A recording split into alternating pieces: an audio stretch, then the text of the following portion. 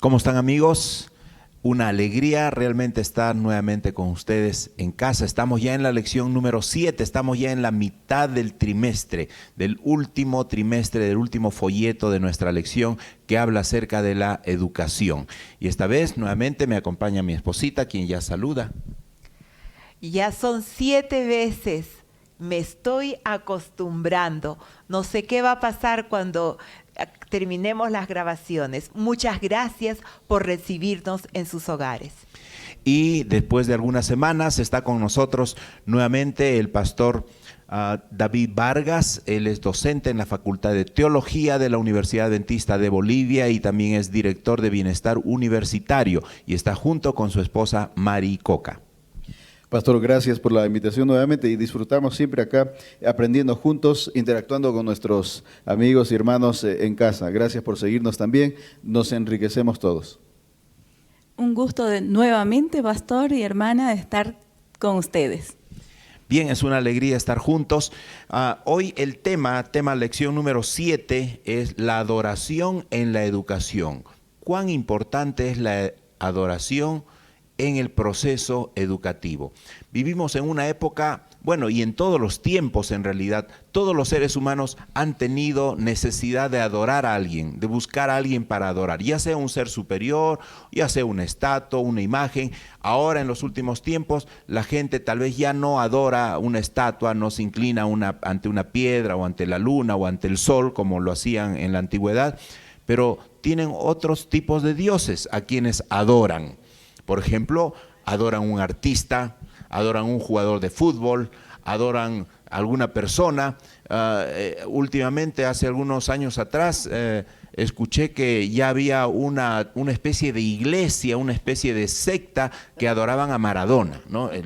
Como su dios, la religión de Maradona. Eso muestra la necesidad que el ser humano tiene de adorar a alguien, de buscar a alguien. De eso se trata la lección de esta semana. Antes de pasar a la sección de Explora y Aplica, vamos a hacer una oración. Por favor, hermana Mari, nos dirige en oración. Oremos. Cariñoso Dios, gracias te damos, Padre, porque tú nos permites abrir tu palabra y aprender de ti, Señor.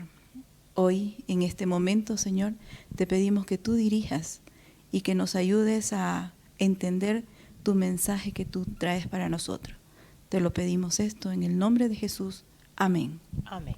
Amén. Bueno, y vamos a volver luego de este corte con la exploración y la aplicación de lo que la palabra de Dios tiene para nosotros. Volvemos enseguida.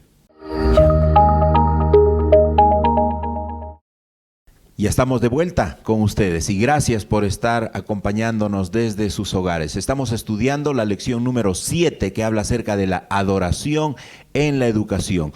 Todo el trimestre estamos hablando de la educación y hoy vamos a relacionarlo con la adoración. ¿Cuán importante es la adoración? ¿Cuán necesario es que el ser humano adore a la persona correcta? De eso se trata. Nuestra sección de Explora y Aplica tiene 4 partes. En primer lugar vamos a ver la verdadera adoración, luego vamos a ver en segundo lugar la transmisión de la adoración, en tercer lugar la adoración en espíritu y en verdad y finalmente el centro de la adoración. Así que comencemos con la primera parte, hablemos de la verdadera educación. Pastor David.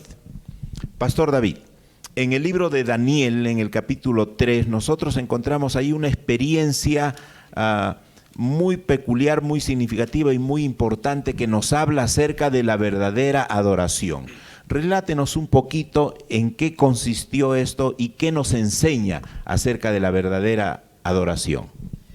Daniel capítulo 3 registra la historia de Nabucodonosor, que después de aquel sueño que primero olvidó y Dios a través de Daniel le ayudó a recordar, también a interpretar, habiendo visto que aquella gigantesca estatua de varios metales estaba prediciendo la caída de su imperio, ¿verdad? Decidió lo siguiente, decide que quisiera, como todo ser humano, que su memoria y su imperio dure más. Entonces edifica o manda a edificar una estatua completita de oro, no apenas la cabeza de oro. Y decide que el pueblo debía adorar, rendir culto. Entonces establece aquella adoración que no se dirige a Dios.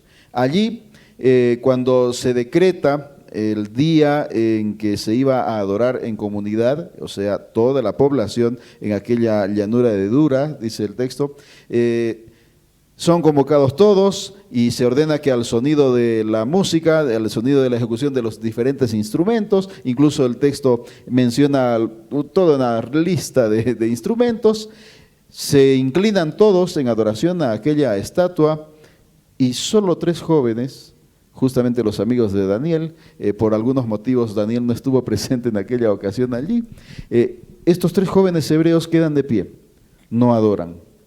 Y bueno, se les da una oportunidad, ¿no? Y sin embargo se les advierte también que serían echados a un horno de fuego, calentado muchas veces más, etcétera, etcétera. ¿Y qué ocurre con estos 3 jóvenes? La historia dice que fueron valientes, valientísimos, pese a las amenazas, pese a las advertencias y a lo que estaba decretado, dicen, nosotros adoraremos solamente a Dios. Y le indican, debes estar seguro, rey, que no vamos a hacer caso a tu decreto, porque el Señor nos va a librar. Y si no nos libra, dicen aún esto más, si no nos libra, debes saber que nosotros no adoraremos a la estatua. Y verdad que esta fidelidad con su Dios, con el verdadero Dios, con el único Dios, se ha establecido como un ejemplo para nosotros, de la fidelidad que necesitamos desarrollar y transmitir, por supuesto, en la educación que ofrecemos o entregamos a nuestros hijos o en el sistema educativo, ¿verdad? Se debiera reflejar también. Así es, entonces la verdadera educación tiene que ver con el verdadero ser a quien debemos adorar. Al ser correcto. No, al ser correcto. La verdadera adoración tendría que ser dirigida o entregada al verdadero Dios. Así es. Si no es la verdadera adoración, seguramente tendrá que ser a un Dios no verdadero. Así es. Ahora, otro ingrediente importante en lo que ha mencionado es que el contexto de este evento, de este incidente, de estos 3 jóvenes que se mantienen fieles y no adoran a esa imagen, el contexto es un contexto de amenaza, es un contexto de persecución, es un contexto de conflicto. ¿Cómo esto es se una puede, situación de crisis verdaderamente? Correcto, de crisis, de amenazas, de conflicto. ¿Cómo esto lo podemos trasladar, esta fidelidad de estos jóvenes? ¿En algo se parece? ¿Hay algún paralelismo, alguna analogía con lo que acontecerá en los tiempos finales que ya estamos viviendo? La verdad que esto es delicado. La palabra del Señor presenta a través de las profecías predicciones acerca de que en nuestros días, porque vemos que se están cumpliendo las profecías, precisamente las que anuncian el fin de la historia, en nuestros días, en nuestra época, habrá persecución una vez más. Se presentarán crisis en relación a la verdadera adoración. Quiere decir que necesitamos prestar mucha atención al desarrollo de la fidelidad a Dios, incluso quienes quieran asociar con la fidelidad en la familia.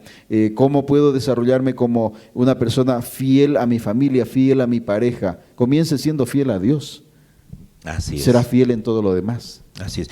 Y mensaje para los jóvenes solteros y señoritas solteras, ¿no? Si están buscando a alguien y su enamorado, novio, amigo especial, como usted le llame en su cultura, muestra que es infiel, no esté pensando que cuando se casen va a cambiar, ¿no?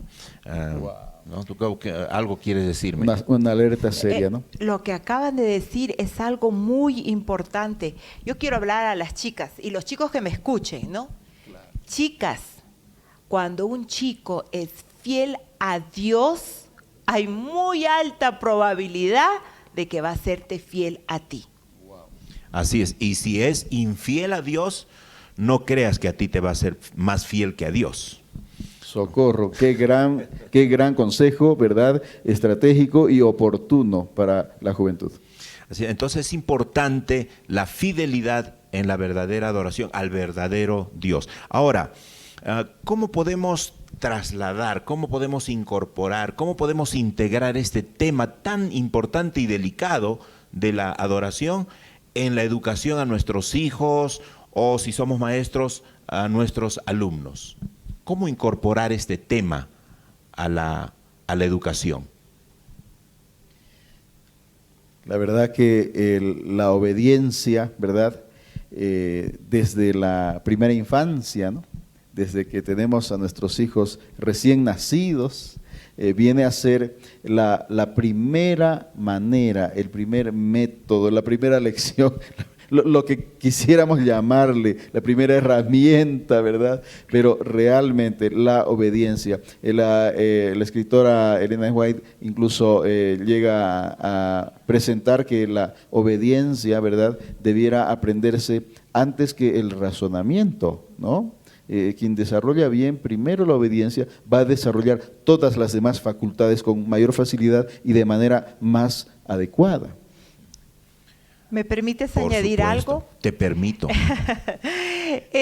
La obediencia, un punto tan importante, ¿no? Que se debe aprender antes que razonar. Y más o menos eso es alrededor, de acuerdo a Colbert, eso se da alrededor de los 3 años, ¿no? Pero miren, aquí quiero hablar a los padres. Muchas veces los padres pedimos obediencia a nuestros hijos. Pero cuando nosotros estamos hablando de adoración a Dios a través de la obediencia, nosotros tenemos que ser obedientes a Dios en primer lugar. Hay un texto bíblico que dice, si coméis o bebéis o hacer cualquier otra cosa, hazlo para la honra y gloria de Dios. Estás adorando a Dios. O sea, aquí mira, vamos a desglosar un poquito ese versículo. Si coméis, ¿qué comes? ¿Qué comes? Muchas veces decimos a nuestro hijo, come tu brócoli, come tu ensalada, tu tomate te hace bien, pero el papá está con su buen espiedo, creo que se llama acá, ¿no? Su espiedo, su pollo a la brasa, que sabemos que eso no nos hace nada bien. Nuestro cuerpo es templo del Espíritu Santo. ¿Cómo le voy a meter algo que es dañino? Lo sabemos, pero a nuestros hijos les enseñamos y les decimos, come tu comida que te hace bien, y el papá está comiendo algo que no le hace bien. Coca-Cola no te hace bien, pero el papá está tomando la Coca-Cola. Si comes o bebes, hazlo todo para la honra y gloria de Dios. Y la obediencia tiene que comenzar contigo, papá, contigo, mamá. Tú obedece a Dios, tus hijos también van a obedecer a Dios. Así es. Y algunos padres pues fallan en ese aspecto y después se preguntan por qué mi hijo salió así, ¿no? Yo sobre eso suelo decirles a los jóvenes, si quieres tener hijos obedientes, tú tienes que ser obediente. Así es. ¿De dónde quieres que hereden algo bueno? No hay genes de obediencia en los padres, entonces no hay que transmitir a los hijos. Claro, en un padre desobediente no va a haber genes obedientes, ¿no? Y algo más para los jóvenes, pastor, que yo cuando busqué a un esposo, o sea, cuando lo busqué a él, yo lo primero que vi fue cómo él trataba a sus padres, con respeto, con amor, con obediencia. Entonces yo dije, él va a ser un buen esposo. Y no habrá pensado que le obedecería siempre a ella, ¿no? Es otra cosa. También. La verdad que agradezco mucho al Señor que nos permita este razonamiento, esta búsqueda de el perfeccionar nuestra vida en función del Señor. Así es. Bueno, ahora pasemos a la segunda sección, a la segunda parte de esta exploración y aplicación de la palabra de Dios. Vamos a ver la transmisión de la adoración.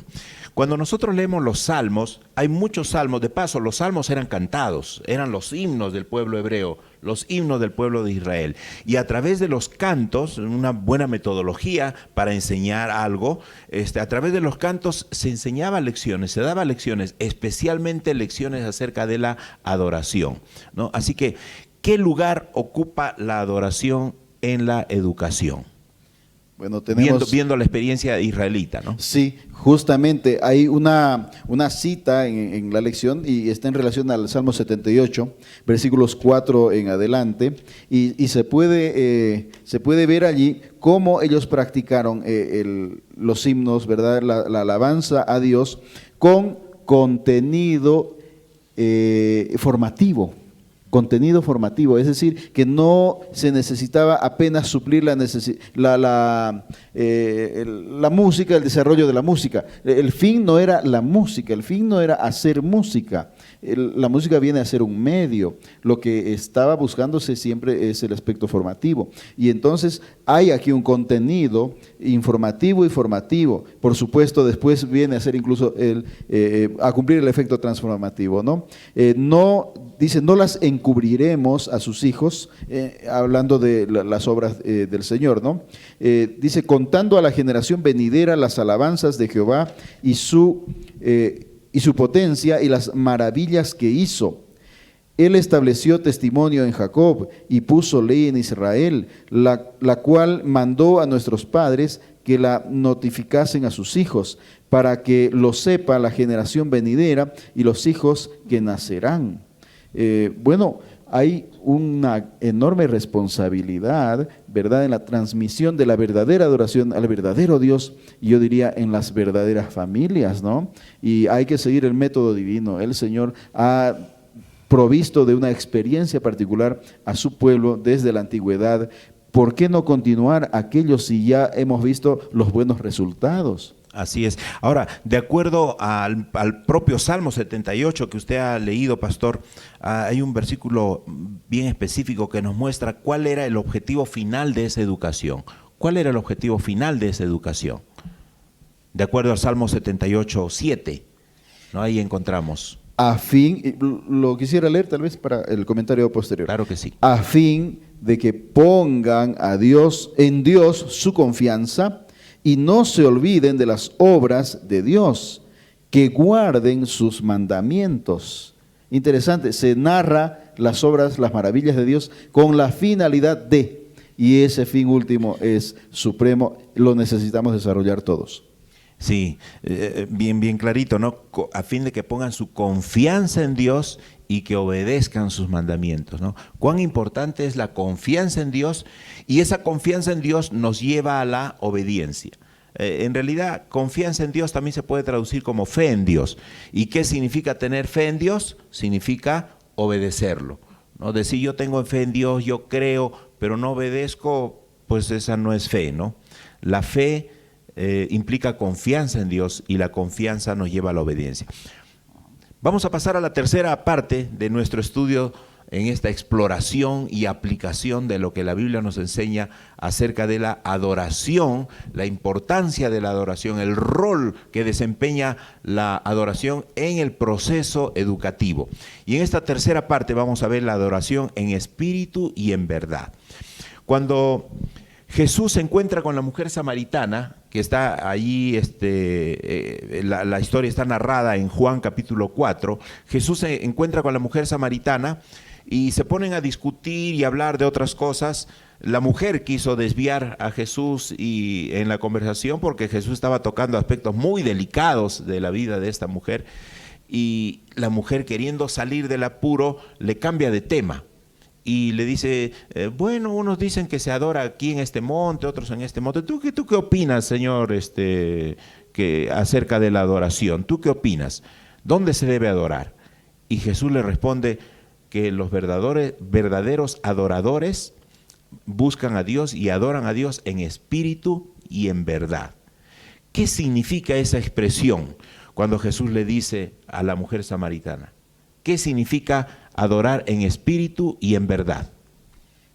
La verdad que la adoración es motivo todavía de muchas y grandes discusiones en la actualidad, ¿no? Sobre el lugar, sobre los estilos de adoración, cuando la actitud es vital. Y esta respuesta del Señor Jesús en Juan capítulo 4, versículo 24, cuando Él le dice que es en espíritu y en verdad, está pues diciéndole de manera directa, y qué breve, qué directo, ¿no? Después de tanto diálogo, en 2 líneas, en espíritu y en verdad, sencillo. Bueno, pero abarcante, ¿no? En espíritu pues tiene que ver con la relación con Cristo, la proximidad, la comunión con Cristo. En la adoración debo experimentar un encuentro con el Señor, dependencia del Señor, rendirle culto al Señor, ¿verdad? La adoración está centrada en Cristo. Y cuando decimos en verdad, tiene que ver con la mente, con nuestro asentimiento a la doctrina, a la enseñanza divina, ¿verdad? Entonces la adoración es racional, la adoración es una experiencia en la que le rindo el culto debido al Señor. Ok, entonces la adoración en espíritu y en verdad. En espíritu se refiere a la relación estrecha e íntima con Cristo. Con ¿no? nuestro Señor, correcto. Esa es la adoración en espíritu. Y en verdad, verdad tiene que ver con el contenido, con la doctrina, ¿no? Con el mensaje. Entonces la teoría y la práctica, ¿no? Ambas son necesarias. Ahora, ¿cómo podemos nosotros enseñar a nuestros hijos? Tenemos hijos, ya están grandes, y también tenemos alumnos, a nuestros estudiantes. ¿Cómo podemos enseñar a nuestros hijos y a nuestros estudiantes a adorar a Dios en espíritu y en verdad? Bueno, la adoración es una actitud, es una experiencia personal y que también lo compartimos en grupo cuando vamos a la iglesia. Nosotros debemos, como acabamos de decir, en espíritu y en verdad. ¿Qué es la verdad? ¿Dónde encontramos la verdad? Para encontrar la verdad es necesario conocer la palabra de Dios y Dios nos da indicaciones claras de cómo debe ser adorado. Cuando en el pueblo de Israel se dio las indicaciones de cómo debía ser adorado, Dios fue muy explícito en la adoración porque tenemos un Dios celoso de cómo se lo debe adorar. Y tuvimos a un par de hijos del sacerdote que entraron con fuego extraño. Quisieron tener su propio tipo de adoración, que ya no es verdad. Caín quiso adorar a Dios con otro tipo de ofrenda. Debemos enseñar a nuestros hijos, a nuestros estudiantes, que la forma de adorar a Dios es conociendo qué es lo que Dios quiere para nosotros, y eso solo lo vamos a encontrar cuando estudiemos la palabra de Dios, cómo es adorar a Dios en espíritu y en verdad. Ahora, ¿qué pasaría si alguien adora a Dios en espíritu y no en verdad? ¿Será verdadera adoración o adorar en verdad pero no en espíritu? ¿Puede darse una situación así? Bueno, se da muchas veces en la realidad, pero no es la idealidad, ¿no? La idea es que nosotros, cuando conocemos al verdadero Dios, también conocemos la verdadera adoración, conocemos la verdadera doctrina o la verdadera manera de vivir o la mejor manera de vivir. Así que la orientación divina en espíritu y en verdad debe ser cumplida. La necesitamos y de paso nos beneficia más. Porque la instrucción divina, cuando hablamos de la verdad, la doctrina, el contenido bíblico, ¿verdad? La instrucción divina, a veces nosotros nos confundimos y, por ejemplo, algunas personas consideran que es apenas un momento reflexivo. No, es también instructivo, es también transformativo, ¿verdad? Tantas cosas en la vida pueden cambiar. Incluso aconsejamos mucho memorizar textos bíblicos. Si a Satanás le fue útil para intentar tentar a Cristo, ¿no? Y para Cristo fue útil porque de esa manera también con textos bíblicos enfrentó la tentación, ¿cómo no va a ser útil para nosotros? Así que como parte de la adoración, una adoración completa o verdadera, claro que tiene que existir verdad, debe existir contenido. Ok, entonces tiene que haber un sano equilibrio entre la experiencia y la teoría, la doctrina, para adorar a Dios en espíritu y en verdad. Si enfatizamos la adoración en espíritu, la experiencia, la relación, en menoscabo de la verdad de la doctrina, podemos caer en un simple sentimentalismo. Y si nosotros sobreenfatizamos la doctrina, el conocimiento, la teoría, y dejamos de lado la experiencia, la relación con el Señor, vamos a caer en un mero formalismo, ¿no? Entonces, pura teoría. Entonces tiene que haber ese sano equilibrio para adorar a Dios, al Señor en espíritu y en verdad. Vamos a pasar a la cuarta parte, ¿no? La última parte de nuestro estudio de esta lección, que tiene que ver con la adoración en la educación, y vamos a ver aquí un incidente. Aquí estamos entrando a ver el centro de la adoración. quién o qué es el centro de la adoración. Y en este incidente que está relatado en Primera de Crónicas, capítulo 16, nos encontramos con David, que está volviendo feliz trayendo el arca que había estado mucho tiempo fuera de Jerusalén, fuera del templo, fuera del tabernáculo, fuera del santuario. Y están regresando el arca a Jerusalén y viene con una comitiva y David viene saltando y danzando y alabando al Señor con el arca yendo al tabernáculo. En base a este incidente que vemos así, que lo vemos alabando al Señor, ¿qué podemos nosotros aprender de esta escena acerca de la adoración? Bueno, quizá una manera de ilustrar sería como que el tabernáculo o el lugar de culto podría quizá figurar delante de nosotros como una especie de el despacho de Dios, como una especie de lugar físico en nuestra realidad, en el que el Señor nos permite encontrarse, nos permite la posibilidad de acercarnos a Él, ¿no? Y qué interesante, el mismo Señor Jesús, ¿verdad? Quien pudiera haber afirmado, yo soy Dios o soy el Hijo de Dios, no necesito asistir a un lugar de culto, ¿verdad? Pero lo necesitó y lo practicó y asistió y se encontró, por supuesto, realizando la verdadera adoración en aquel lugar de culto con el Señor. El texto afirma que en aquella ocasión, junto con David y la comitiva, llevaron el arca y realizaron allí holocaustos y sacrificios de paz delante de Dios. Interesante el término paz, incluso. La idea es estar en paz, permanecer, vivir en paz con Dios, ¿verdad? Así que el lugar de culto, la adoración, están vinculados con la vida diaria, no apenas con un día o una ocasión o un horario de culto. Así es, y se menciona el tabernáculo no tanto para enfatizar el lugar físico, sino por lo que significaba el tabernáculo, ¿no? El tabernáculo era el lugar donde se simbolizaba, estaba simbolizado ahí, recuerdan desde Moisés, ¿no? Cuando se hizo el santuario, ahí estaba el arca del pacto. Claro, desde el anuncio, cuando en Éxodo 25 el Señor dice, habitaré en medio de ellos. Así es, entonces el tabernáculo es más que un edificio físico, simboliza la presencia de Dios y sobre todo que ahí está simbolizado el plan de salvación. Todo el proceso del plan de salvación estaba allí en el santuario, en el tabernáculo. Por lo tanto, la adoración nos lleva a ese plan de salvación. ¿Y quién es el centro del plan de salvación? El centro del plan de salvación, pues, el Señor Jesús con su sacrificio, ¿verdad? Entonces, Él es el centro de la adoración, ¿no? Todo nuestro sistema de adoración, nuestro culto de adoración, debiera siempre apuntar al Señor Jesús, debiera ser cristocéntrico. Si nosotros realizamos un culto de adoración y Jesús no está presente, ¿podremos llamarlo a eso un acto de adoración? No, pastor, no. Adorar a Dios es despojarnos de todas nuestras malas costumbres que hemos tenido arraigado a nosotros y mostrar que queremos reflejar el carácter de Dios. Y agradar al Señor, ¿no? Amén. Tantas veces suelen aparecer opiniones o reacciones en cuanto a que, por ejemplo, el culto no estuvo muy bonito, o que alguna parte del culto parece que no le agradó a alguien, cuando el centro es nuestro Dios y tiene que agradar a Dios. Así es.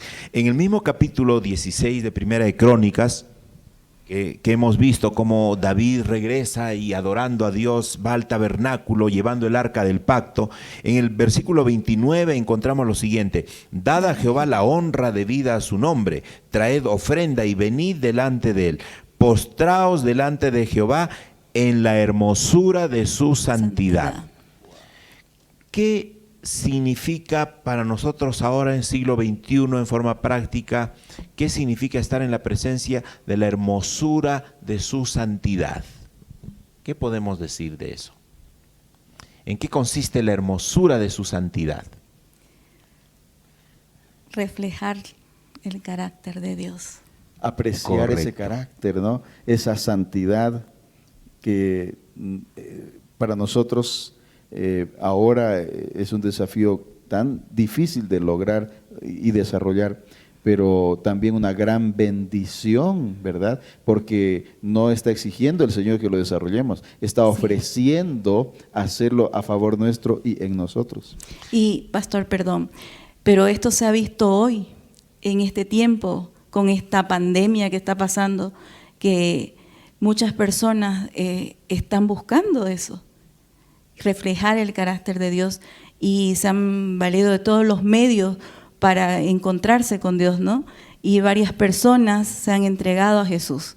De nuestra familia, de verdad, quisiéramos mencionar que en ambas familias, tanto de los familiares de mi esposa como de los míos, teníamos personas que por muchos años, décadas, conociendo el Evangelio, eran reacios, eran distantes a tomar la decisión de entregarse al Señor.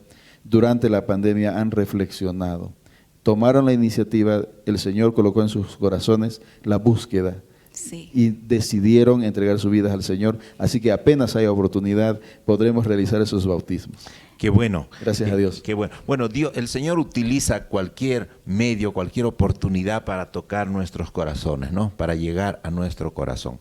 Bien, apreciados amigos, hemos visto entonces en nuestra lección de hoy que habla acerca de la adoración en el proceso educativo. Hemos visto en qué consiste la verdadera adoración.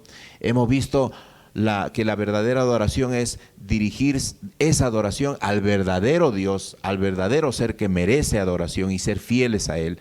Hemos visto la transmisión de la adoración, cómo nosotros podemos inculcar en nuestros hijos la verdadera adoración. Los israelitas lo hacían a través de himnos, a través de cantos, a través de los salmos. Nosotros podemos hacerlo de otras maneras también, además, ¿no? Especialmente a través del altar familiar, del culto familiar en el hogar. Hemos visto qué significa la adoración en espíritu y en verdad, un equilibrio entre la experiencia y la relación con Cristo y al mismo tiempo la verdad, que es la doctrina. Ambas tienen que ir de la mano y no buscar un desequilibrio. Y finalmente hemos visto que el centro de la adoración es Jesús y el plan de salvación. Debido a Él es que nosotros adoramos a nuestro Dios y a nuestro Creador. Entramos a la cuarta sección, a la última sección, sección del CREA. Y aquí vamos a ver la tarea para la casa, ¿no es cierto? Para nuestros amigos y para nosotros mismos. ¿Cómo podemos nosotros propiciar la adoración en nuestros hijos y en nuestros estudiantes? Es una labor muy delicada, ¿no? Que nuestros hijos vean en todo lo que nosotros hacemos en el hogar, estamos adorando a Dios. Dios es el centro de nuestro hogar. Todo lo que conversemos, todo lo que miremos, todo lo que comemos en nuestro hogar está adorando a Dios.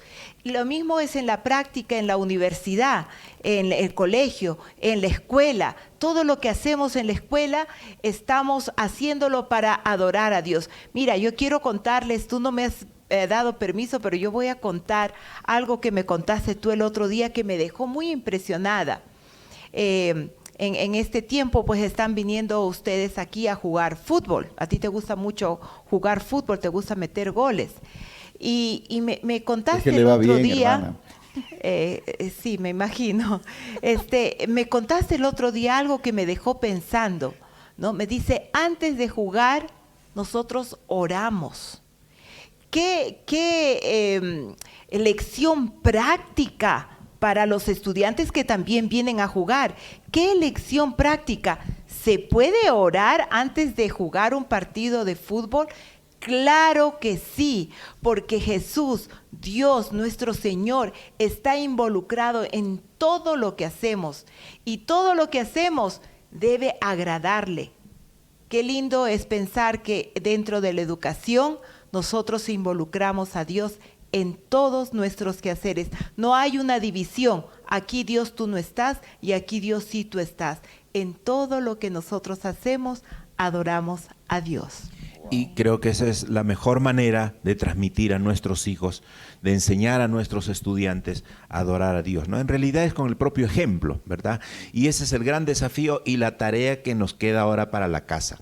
Tratar de reflejar el carácter de Dios, eso es apreciar la hermosura de su santidad y de con nuestra propia vida, con nuestro propio ejemplo, una vida de adoración, transmitir eso a la siguiente generación y a nuestros estudiantes.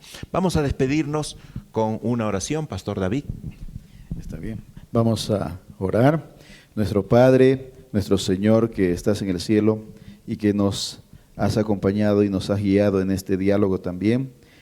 En este momento agradecemos el contenido de tu palabra y la experiencia que significa desarrollar en nosotros la verdadera adoración, Señor, la equilibrada adoración y también la vida de adoración. Te suplicamos que tu Espíritu no se aparte de nosotros, sino que con su presencia y tu ayuda podamos reflejar siempre en nuestro carácter, en nuestras acciones, en nuestras palabras, tanto en familia como con nuestros semejantes, en toda interacción, estar conscientes de tu presencia y de que cada cosa que pensamos y hacemos te puede adorar. Decidimos, Señor, delante de ti, que te necesitamos y te ofrecemos nuestra vida en adoración permanente. En el nombre de Jesús, amén. Amén. Amén. Muchas gracias, amigos, y los esperamos la próxima semana. Que el Señor los bendiga.